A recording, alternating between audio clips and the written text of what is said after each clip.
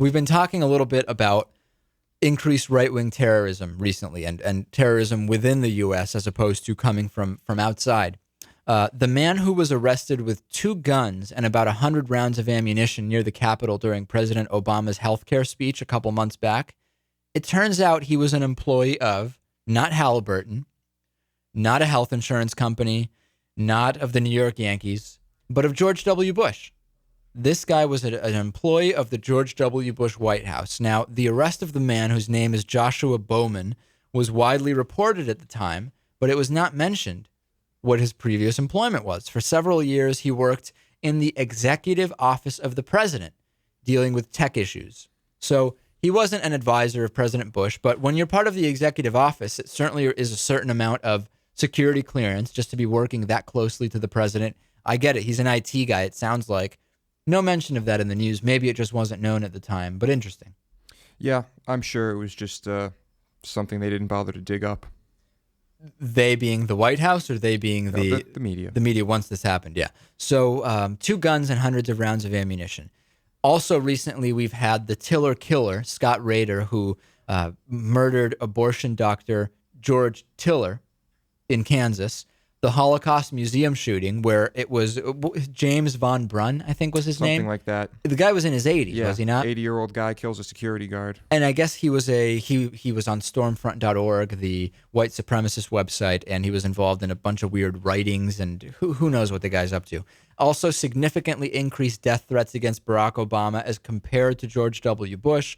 A lot of them are racial in nature. A lot of them are religious, because remember, a lot of people think Barack Obama is a Muslim. And by the way, a bad Muslim. So you're going to get a lot of letters related to that. I'm not sure where this will go with the death threats, but you know, the Secret Service is always very hush-hush about everything. And just for them to say there has been more presidential threat activity means quite a bit. I would be fascinated to know more about the types of threats that they're getting. Who wouldn't? And it's unlikely that we will. Yeah, probably not. I mean, like you said, hush hush. There is a pregnancy ban in the military. So what's going on, and this has raised a lot of eyebrows. Well, let me just play for you the CNN report about exactly what it is that's taking place. 22,000 U.S. soldiers serving in northern Iraq have just gotten 2 new orders from their general. Rule 1, don't get pregnant. Rule 2, don't get another soldier pregnant. Break those rules and you'll get court-martialed. The general, Anthony Cocullo, emailed CNN explaining his decision, telling us, quote, I need every soldier I've got, especially since we're facing a drawdown of forces during our mission. With me now, CNN legal analyst Lisa Bloom and former military JAG Tom Caniff. Welcome to both of you. Lisa, let's start. Okay, so they start talking about the constitutionality of this. So this raised a lot of eyebrows about whether this is legal or not. Now, apparently, this is considered is not, if you believe the experts that say this, it does not violate the Constitution to say, don't get pregnant, don't get anybody else pregnant. Fine. The threat of the court-martial would not actually be for being pregnant. It would be for disobeying a direct order from a superior, regardless of what it is. Now, if the pregnancy is a result of sexual assault or rape, the punishment would not apply. But at the same time, either way, you are not going to be serving because you need to be sent home. What's your reaction to this? The reactions have been completely across the spectrum in terms of outrage to this makes perfect sense. Well, I mean, I think anyone who is pregnant, at least at a certain point into the pregnancy, will pretty much be unable to do their duties. Now, will they be court-martialed is the question, and that is the really right. But I mean, and what happens after you're court-martialed? Are you just discharged? I mean, I assume that's what would happen, and if that's the case, and that there wouldn't be further punishment. Right. If that's the case, fine. I understand. It makes more sense than don't ask, don't tell, and not being allowed to be gay in the military. Right. Well, becoming pregnant changes the deployment status of the female, and a replacement soldier has to be sent into a theater to fill the soldier's position, which is the argument for anything that would affect that can be a direct order, and the being pregnant itself isn't illegal, so to speak. But what it really sheds light on is the recruiting and attrition problems that the military is having. I mean, many will point and say recruiting is fine. And if you didn't know that the recruiting goals have been significantly dropped to make it seem like they're getting to those goals, then yes, that is an argument to be made. Even if you believe, or go ahead. All you have to do is watch TV to see that, obviously they want more people because the ad campaigns have just been crazy. More for the past frequent few than years. ever. I mean, when you go to the movies now, you see an ad before the movie starts for the Marines or for whatever it is. And they're even making movies.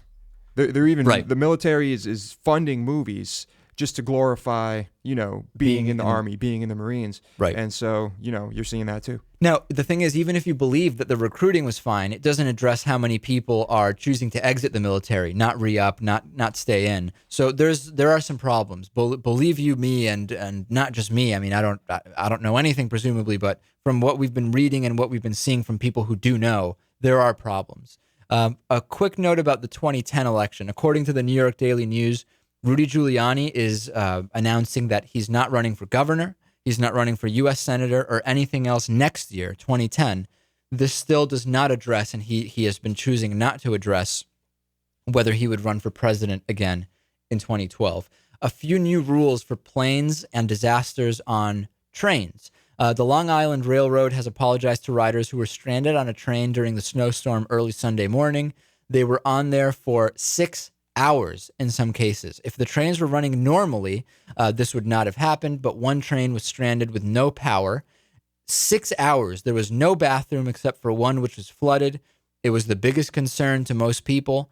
It should have been a trip lasting an hour and 20 minutes. It took 6 hours and a total of 3 hours without moving. So this is a problem. With planes, the Department of Transportation recently decided that there's going to be big fines now when an airline keeps passengers on the plane out on the tarmac for more than 3 hours. And we heard some stories of people being trapped on planes for even 8 hours, didn't we?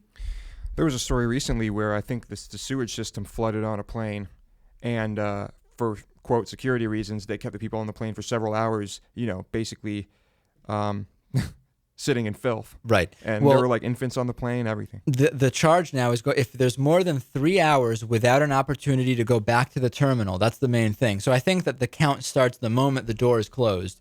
The fine is $27,500 per incident. But when it means per incident, it's per passenger, per incident. And I guess doing quick calculations of if this had been in effect retroactively over the last, 20 or so years, the cost would have been in the trillions, which sounds crazy to me, but I checked it.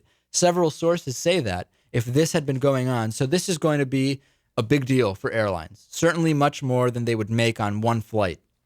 Oh, definitely. This is huge. It's good, but I still think 3 hours seems like a bit much. It is. It's still a lot, but hey, compared to 6 or 8 or even 14, It's much better.